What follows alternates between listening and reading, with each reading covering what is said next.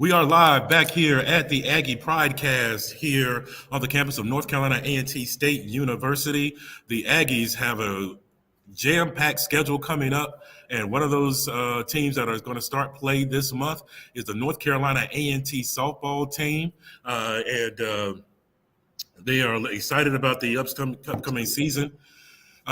Diego Ibarra is our new interim head coach here on the campus of North Carolina A&T. But before we get to him, we'll discuss some of the things going on in Aggie athletics. The North Carolina A&T track team was back in action back down in the University of South Carolina. Raheem Hales continues to do what he does best. He won the 400 meters down in South Carolina. He hasn't lost that race all season. The 4x400 team finished second, but they finished second to some pros. So they had the fastest time of any collegiate team, and Juliet Wozo also won the women's shot put. So another exciting time down at South Carolina for the North Carolina A&T track and field team. Of course, the North Carolina A&T women's basketball team still remains in first place. They're in a tie with Drexel at 9-2 right now in the Colonial Athletic Association. They had a loss to Elon, but were able to bounce back and beat UNC Wilmington on Sunday, and so now they are 9-2, tied with Drexel at the top of the Colonial Athletic Association. The men's basketball team did not play over the weekend, but of course they got a big one coming up against Elon on Wednesday night at 7 o'clock. The women will play Thursday night at 6 o'clock. And so, as I mentioned, we've got a lot of exciting things going on. Bowling is in action. Softball is starting up. Baseball is starting up. Tennis is coming down the pike pretty soon. And so pretty soon we'll be playing everything except volleyball and football. And, of course, the football spring game will be coming up as well. But let's get to Coach Diego. He is in his first season with the North Carolina A&T softball team. And the first thing I want to say to you, Coach, is welcome to Aggie Land. I appreciate you. Thank you for having me. Yeah. Have you mastered that yet? Have you mastered the Aggie? Have you mastered that one yet? Not yet. So it's going to be a work in progress. So he doesn't want to belt that one out for us quite yet. So let's start with this. Give us a little bit of your journey. I feel like everybody has a journey. Give us a little bit of your journey in the world of collegiate softball in terms of how you got to A&T. Yes. So I started my collegiate coaching career at Hofstra University under now the head coach at Missouri, Larissa Anderson. She invited me as part of her staff for 2 years before getting the head gig at Missouri. And then they hired a new head coach that came out of retirement, Hall of Famer Jay Miller. And I was with him for 3 years. So 5 total years at Hofstra. And I decided it was time to turn page, and I landed in Wilmington last year, which I was very lucky and blessed to land under now retired head coach Christy Norton. And she retired at the end of the season, and I really love Wilmington. I do love Wilmington, the city, and I wasn't really considering leaving, and then the opportunity here presented itself. And I have always wanted to, take a stab at being a head coach. I do believe that I'm quietly prepared for the challenges ahead. And A&T came knocking, and I'm looking forward to the opportunity. I see so much potential in this university. I think the former head coach did a great job recruiting some talented athletes, and I'm excited to see what these girls can do. So. But in a nutshell, that's a long story in its shortest, most condensed version. But I'm excited to be here in Greensboro. I'm excited to be part of NCA&T, and hopefully we could, improve our program one game at a time. No question about it. And welcome, and we're glad to have you here. Did I hear you right? Did you say you're quietly prepared to be a head coach? I believe, yes. I believe I am quietly prepared to undertake the challenges, yes. And I think it comes from my business experience. So Are we talking quietly, as in you're not telling everybody how prepared you are, or Well, I think low key and letting I think it's quiet confidence to navigate the ups and downs. I think just not being scared of challenges is a skill set that is developed over the course of time, and it involves a lot of like persistence and development of grit. And my path has not been easy. So I tell people like, well, what makes you think you can coach at the college level? Well, I did it for free for 5 years at Hofstra and literally paid my way by learning some of the best coaches. So I have a different type of skin in the game. Last year I was a part-time assistant, in terms of pay scale, by myself in the state of North Carolina. So I think moments like that are intentful, it's something that develops skill sets that are timeless. So I do believe I'm quietly prepared to undertake challenges, adversity, and those skill sets far exceed the world of this game. So to answer your question, it's going to be a challenge, but I'm willing to accept it with open arms. quietly prepared. I might use that. Yeah. That's pretty unique. I don't think I've heard that one before. That's good. I like that. Warren Mitchell joining us here on the Aggie Podcast, and he welcomes you to Aggie Land. Appreciate you. Thank you. Thank you. About it, and Jacob Pritchard also joining us here. You worked 5 years for free. That's dedication, man. Like that's paying the dues, without getting paid. It's I tell people, some people, my parents, my friends would ask me every day, why am I doing that? And in my mind, I was earning my master's. I was being an apprentice. I was learning from people that came before me, and I had to mentally convince myself that I was doing that. So it's and I had to. Yeah, it was an investment of not only financial, emotional, time. I commuted back and forth to New York every single day. So yes, I did choose the path less chosen because I knew I was lucky and I did not take the opportunity for granted. You talked about picking up your master's, or you saw it as getting your master's. What are some of the lessons that you took from those 5 years that you think will help you here at North Carolina A&T?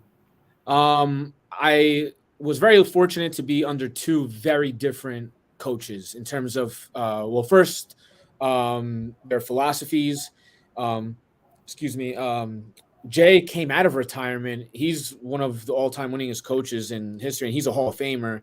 Larissa is most definitely going to win not one, but probably a few national championships in her career as a coach.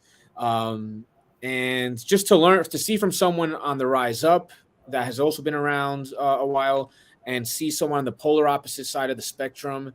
And then going to UNCW and learning from a third person that is three very different people, but they all achieve success. I kind of see where I fit in. You take the lessons and experiences, and then you just try to mold it into your own. So I do believe that, I have to experiment and find my way. And it takes a lot of courage. It takes a lot of bold decisions to try to figure it out. But that's part of the journey. And if I could hopefully do it in a way that inspires others, well, hopefully magic happens. So.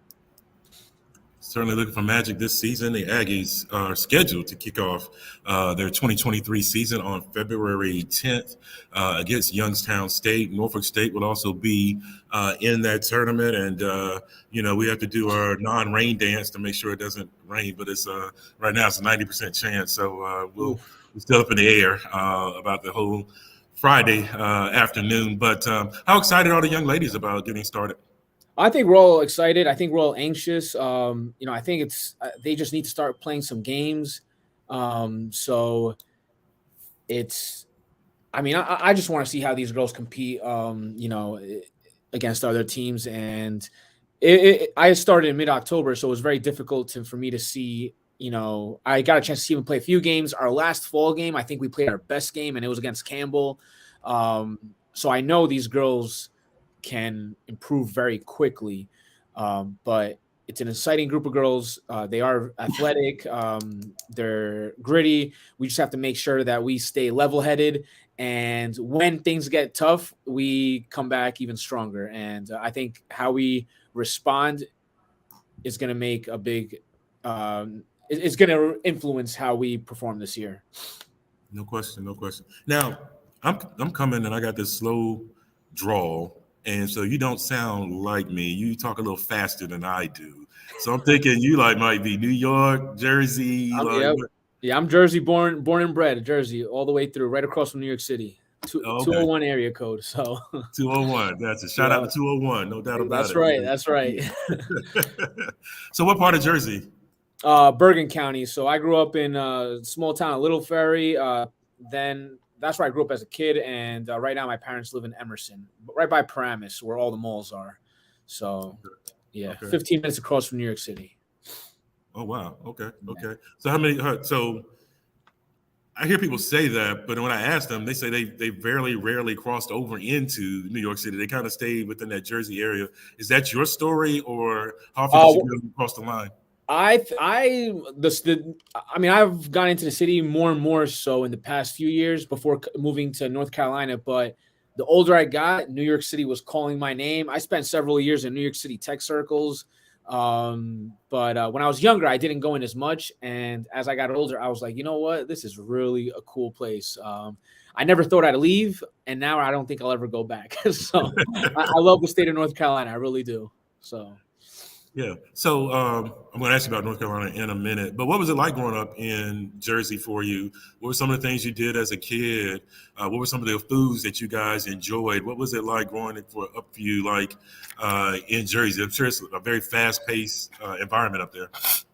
Yeah, so I'm the oldest of three. I have a brother that's 2.5 years younger, and then a sister that's 10 years younger. She actually played softball at Iowa. Both my parents, they're both super young. They've been together ever since their teenage years.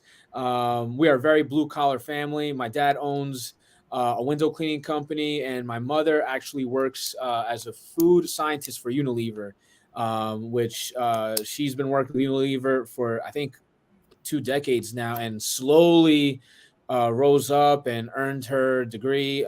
But just blue collar through and through.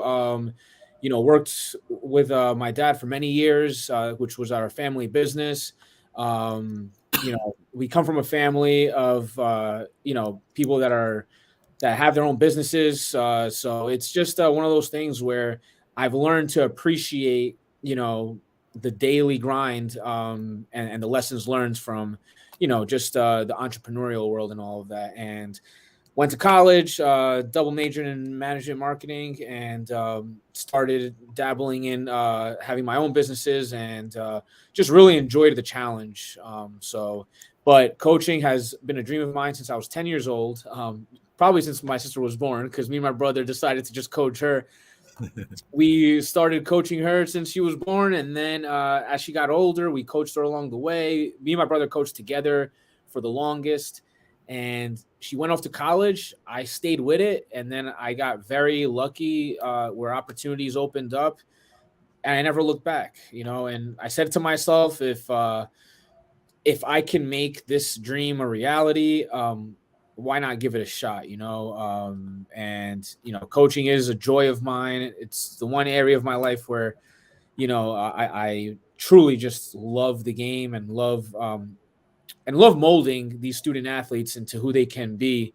And I'm hoping that, this stepping stone here and this great opportunity here at A&T will bring a lot of great memories, and hopefully we can do some big things here. So you're here with Coach Diego. He is the head softball coach for North Carolina A&T. And I think your story is very fascinating, how you got into softball through your sister. And so you've been able to understand and work with ladies for a very long time and understanding that dynamic. And so that is a very interesting way to get into it. So your entry into softball was through the University of Iowa, or is that? No, so I actually the first my sister grew up playing baseball, by the way, with guys. The first time she switched over to softball was in high school.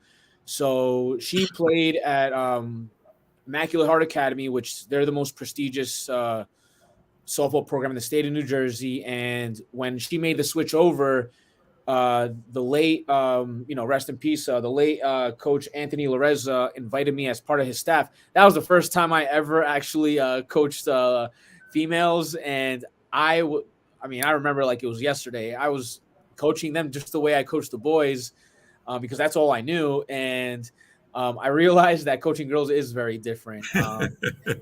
Girls, they have each other's backs. Guys can push each other. They can it's different. The female mentality when it comes to competition and a sport is definitely something special, and I think that is evident when you watch the College World Series of softball. It's evident when you watch female sports. Like these young ladies are intense, and that's what captivated me about coaching female sports. I coached at Immaculate Heart for about, I think, 4 or 5 years. And then I got an opportunity to coach at St. Joe's Regional, which is an all boys prep school. And so I went back into the baseball world for 1 year. And at the time, we were like top 10, top 20 baseball program in the country. So I thought baseball was my world again. And it was that year, no matter how good these kids were, I was like, nah, man, my heart is in softball, and so the year after that was when I decided to roll the dice, and thankfully, I got the opportunity to coach at Hofstra, and I never looked back. I'm just trying to keep the dream alive. That's it. That's all I'm trying to do. Keep living the dream, man. That's what it's all about. Just keep Right. living the dream. And so, no question about it. And so, Coach Redens, was she looking to have you on her staff, or Yes. did she kind of reach out to you? So she was looking to have you on her staff. Yes, and she is amazing. She gave me a call one day, and I immediately clicked with her. We had several conversations. I was very intrigued of her story as well. I also learned that she played on the USA Women's Baseball team, which my sister did as well for 2 stints. So I was very familiar with. I am familiar with the USA Women's Baseball program and all. But she had a vision here at A&T. And I was sold on being her assistant, but I still hadn't decided, simply because I didn't want to leave Wilmington. Just the city of Wilmington. I'll be honest, I love that area, the beach town. And one day she calls me and she said, "Diego, there's an opportunity that might scare you, or it could be life changing." And I was like, "Well, what the heck does scary mean?"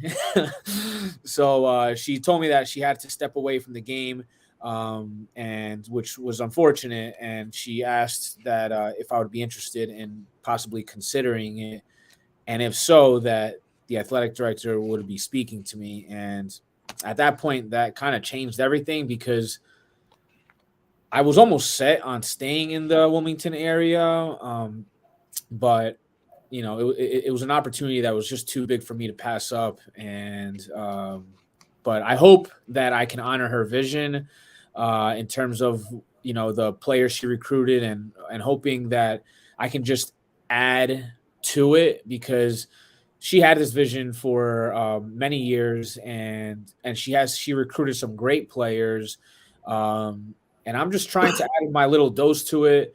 And hopefully, if she's willing to make the trip, I'd love to see her here, and show her some of the upgrades that we've slowly been doing. And the girls, a lot of the girls truly missed her. She's beloved by her players, and I'm just trying to contribute to her story and to the A&T softball. So. No question about it. Coach Diego here with us on the Aggie Pridecast. Of course, if you want to comment or welcome Coach to Aggie Land, you can. We're live here on Facebook. Let me first ask you before I get into Vision, what do you like about North Carolina? What does it? I mean, I know Wilmington, the beaches, I get that, but but what about North Carolina that you're starting to like? Well, for many years, I've always heard that North Carolina was like one of the fastest growing states. For businesses, they were always like ranked like number one for small businesses. So all of that kind of always attracted me for many years. And I remember when I was at Hofstra one time, I said I was like, if I ever get the opportunity to coach, whether it's, I mean, obviously I was familiar with UNCW because they were in our conference. Um, I said I would jump on it and move there in a heartbeat. And sure enough, never did I think that's how it would have happened. And then after living in North Carolina for the past about year and a half, I I see what makes North Carolina so special, and I see that people here have a different quality of life that is it's something I aspire to be a part of. I did bring some of my businesses down here. I'm trying to be a great contributor to the state as well, and it's I just see so much opportunity here, and people are proud of what the state is and becoming. I'm just hoping that I can really plant some strong roots down here. So I love this state and I love everything of it. So. William or no, W. Anthony Lawson Jr. says welcome. A&T Roy welcomes you to Aggie Land. I love that name, A&T Roy. I love that. Welcomes you to Aggie Land as well. Thank you guys for Appreciate you listening guys. to the show. No question. Let's talk vision. Like you, there's not a whole lot expected of A&T in the Colonial this season. Preseason rankings kind of point that out. So in terms of vision, as we enter in this whole new space from the MEAC to the Big South, now to the Colonial, and the chancellor already said we didn't get into the Colonial to be doormats. So as you talk about vision, how do you see this thing playing out over the next 2-3 years as we try to build up to the point where we're competitive in this conference? Well, I already think A&T is prepared for the CAA. Perhaps, well, first I'll just outline the facts. The softball program at A&T is fully funded. Not all the schools in the CAA are. So for me, that's a tremendous competitive advantage. When I was being recruited to come here to be a coach at A&T, I just didn't realize the facts. Like A&T is the number one and largest HBCU in the country. Like these are all incredible marketing points. I didn't realize that the movie Drumline was created after A&T. So there's a lot of history here that is a tremendous. I just see it as a tremendous opportunity, to recruit some great talent. In terms of the vision, I think that, like for me, my number one priority here for us as a program is to have a winning mindset, to never take no for an answer. Me personally, I make an effort every day to embody these traits of perseverance, grit, competitiveness in everything I do. And I'm not afraid to challenge others because I think that is the essence of what this country is built on. And if you're going to enter a new space or compete at anything, I believe you can't be afraid of leveling up. You have to actually embrace it. It won't necessarily feel well in the moment, but it's very rewarding. So, trying to shape and influence others, that takes time. There's no way around it. There's no shortcuts here. And that is one day at a time, one person at a time. And you can only hope to be as consistent as possible and as relentless as possible, and trying to just, continue to create all those good behaviors and good habits that will last the test of time. On the flip side of it, from an athletic standpoint, I think our former head coach Coach Patty Verden. She did a tremendous job of recruiting some great athletes. But having the skills and having the talent, that's one side of the equation. The other side of the equation is, are you willing to honor those skills, honor where you come from? And that is a whole nother part. In my mind, I think it's even more important, part of the equation, because now you're playing with purpose. You're playing with a level of pride that is now more intrinsic, and you're now shooting for long-term gratification as opposed to the short-term rewards. And that's not an easy task. I don't think there's any formula for it. I think it takes a tremendous amount of courage to try to experiment with ways of how we could shape, this sort of mindset so that it's collaborative, so that the players own it. Like, I don't play softball, like, the players do. So they came up with a tagline for this year, and it was their word. They said that we want to own our journey. It's up on my board right now. And I think it's important because when you own your journey, you're owning the ups and the downs, and that takes a lot of awareness. It takes a lot of accountability. And it takes nothing that involves giving up or that sorts of nature. So we're just trying to just do our best. I think the softball part will eventually come into play. We have some hefty goals this year. But first and foremost is we're trying to build a culture, a winning and competitive culture that ultimately lasts the test of time, because those lessons can be taken far after they graduate. And ultimately, I want to make sure that any player that is part of this program, they develop the skill sets that will help them in life. This is what connects us together. And that's what makes college athletics so beautiful, is that you have a very privileged opportunity to own these skills in a game, So, but aside from that, from a playing standpoint, I think these girls are going to lead the country in stolen bags per game. You can mark my word on that now. I think we're going to be number one in the country in stolen bags. We were number 3 in UNCW last year, and this group at A&T is a lot faster as a whole than they were. I think speed in this game disrupts a lot of teams. But that's just one part of the game. I think these girls are going to have are going to put up some offense that will help us be competitive. But it's going to be a long season. We have to take it one pitch at a time, and we have to learn how to piece it together. I don't talk about wins, because in my mind, I'm trying to convince these young ladies that they win or learn. I don't believe in losing. I think you could take a loss, you could play great and get beat, but having the mindset of win or learn, it keeps you just relentless in your curiosity of how to improve. And that's something that I try to embody every day. Come on, tell me how many wins you're gonna have. Come on, you can do it. Nah, I don't. It's how many wins? Come on. We'll see. We'll have to wait and see. So we'll have to wait and see. No question. No, we wish you well. Certainly, looking forward to. You got a team that is fast and is using its speed and is stealing bases. That's some exciting softball.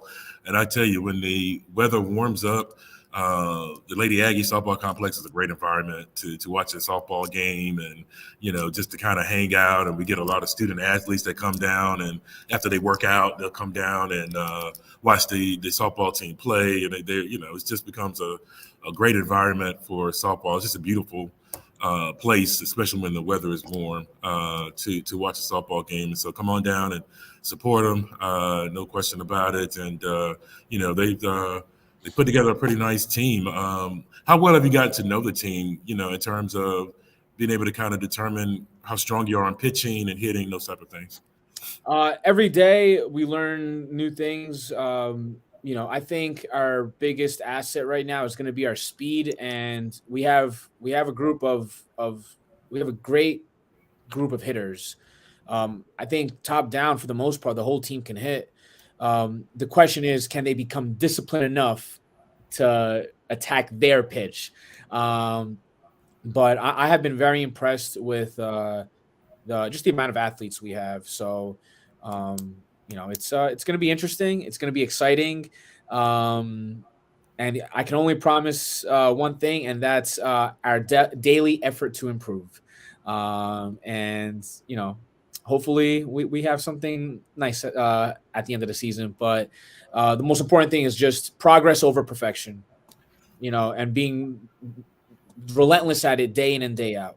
If we stick to that, we're going to be all right. Excuse me. You basically volunteered for 5 years at Hofstra.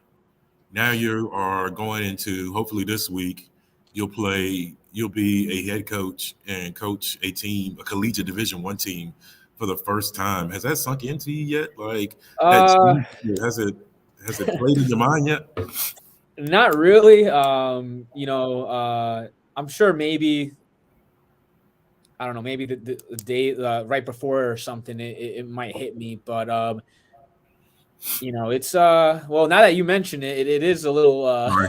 I'm Sorry. starting to reflect on it a little bit now, but I haven't really thought about it because my focus has been these girls. Like, what do they need to succeed? Like, they're the ones playing. I knew when I first came in that there were resources that we needed, and our athletic director Earl has been very gracious in his support. I'll be honest, I don't think he's turned me down for anything that I've asked for these young ladies. And I'm very just humbled by his support and A&T support. And it's and I'm trying to show the girls like, hey, all these people are believing you guys, but that does not come out of nowhere. Like now you guys have to, or you ladies have to understand that this is a responsibility, and taking pride in what you do, that is a choice, and that is a daily choice, and only seen through action. So, um, I haven't really thought about it too much because I've just been so busy. But I hope to just have a fun year. I hope to just improve daily. It's been a big learning curve for me, certainly, and things are certainly getting easier. We have a great staff that we're all willing to learn and be challenged, and we all know that we have one mission, and that's to be able to just build a competitive culture that lasts the test of time. And it's not easy, but we're all open to the challenge. No question about it. With Coach Diego, got a chance to get to know him a little bit. He's a Jersey guy. Love it. Love the accent, man. Love the blue collar black background, and just how close knit your family is. You coached your sister throughout softball, and outstanding story, outstanding journey to pay those kind of dues and to have it pay off for you. Coming up this weekend, no question. We'll close you out on this. Stephen Harrington also says, welcome to you. And so, Thank you, Steve. Appreciate you guys. yeah. So, speaking of family, the Aggie family is a close knit family. A lot of pride in the school, a lot of pride. Yes, I am very impressed with the pride that A&T has. It is. I had no idea that. Well, quick story on that. During what is it, a GHO weekend? I was getting Airbnbs because I was still living in Wilmington, and that whole weekend I couldn't find a single Airbnb within a 30-mile radius, and I didn't know why. I didn't realize it was a week-long thing and people fly in from all over the country. I had no idea, and that was a big eye-opener. So I've been very impressed with NCA&T. The school spirit here is I've never seen anything like it. And it's very special to see also the generational, like people that work here or went here, like people to tell me like, oh, my grandfather went here. This is like, to me, that is incredible. So, I mean, I love it. And, I'm looking forward to being part of the story here. So. No question. No question. I mean, Daryl Foster, what's up, man? He has a welcome to coach as well, and hopefully, we will rally around and cheer on the Aggies. And before we let you out of here, we'll give you a little bit of this or that. And I think this is an appropriate question considering your background: baseball or softball? Softball. Softball. These girls are tough, man. These girls are tough. Sub sandwich or pizza? Pizza, man. Pizza. Okay. Depends on the day, though. Depends on the day, because there's some subs, man, that are good. So, yeah. What's the best sub in Jersey? I think it is. There's a spot in Westfield that my dad has a lot of business in Westfield, and there's this spot called, like, I think Mr. Sub. And those are the best subs that I've ever had, man. It is so good. It's right by the train tracks, I believe. So, that's a spot. No question. Gmail or Yahoo? Gmail. Yeah. Ketchup or ranch? No, ketchup. Ketchup. Okay. Yeah. You're not a big. Oh, wait. No. I'm sorry. No. I think those are two very different ones. Depend ranch, man, ranch. Because ranch. Sorry, I'll take that one back. Ranch. No takebacks, man. No takebacks. All right. Slap hit or bunt? Say that again. Slap or bunt?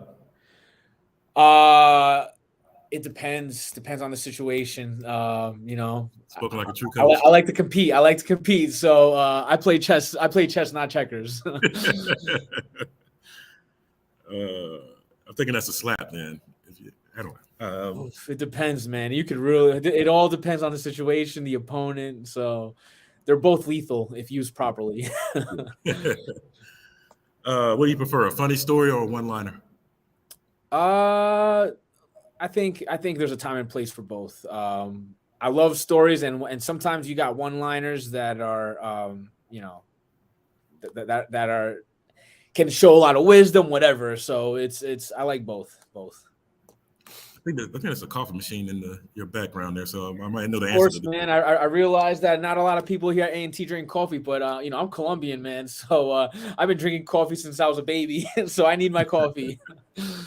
So I was going to say coffee or tea, but I think it's coffee, man. Coffee. Yeah. 100%. Our friend Daryl Foster has one for you. He wants to know what's better, New York style pizza. Oh, come on, man. That's not even a question. New York. I don't think I was able to finish the question, Daryl. I think No, I saw it right there, man. No, let's not even go there. Oh man. If you're sick, daytime medicine or nighttime medicine? No, nighttime. Yeah. Helps Not you me sleep. out. So. Yeah, let me go to sleep. Yeah, that's right. It's right. Do you prefer sugar in your coffee or no sugar? Splenda, actually. I stopped taking sugar. Health benefits. So you know what I'm saying? Like I'm trying to stay healthy, and it's not easy when especially when I just got this job and I'm trying to make any healthy decision I can, and it's been a challenge to work out as much as I used to, but I'm gonna jump back on it sooner than later. So prefer a thrift shop or new clothes? Actually, man, my uncle got me on the thrift stores, man. Down in Florida, man, thrift stores are a whole nother animal. And anytime I see a good thrift store, I'll go in it because you do find some like treasure in those. But I mean, new clothes though. I mean, that's that makes you feel at a whole nother level. But I like both, man. Both. Online shopping. Let you go on this. Online shopping or regular shopping? No, I like in person, man. I think in person interaction is important, and nothing beats that. So, but of course, nothing beats Amazon deals either. So, you're the second person in a row that said they would rather shop, traditional. So interesting. Yeah, I mean, I like trying on clothes and stuff like that. I gotta get a feel for it.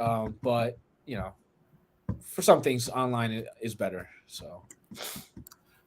Thank you, Coach. Man, appreciate you taking out some time. Appreciate getting to know you. Appreciate the fact that the Aggie fans got a chance to know you, to get to know you a little bit tonight. Good luck this weekend. The Aggies will be at the Aggie softball complex all weekend, Friday, Saturday, and Sunday. Pray that the rain just stays away for the opening of the season, and we wish you all the best, Coach, in 2023. I appreciate you guys, and of course, be on the lookout in case our schedule updates.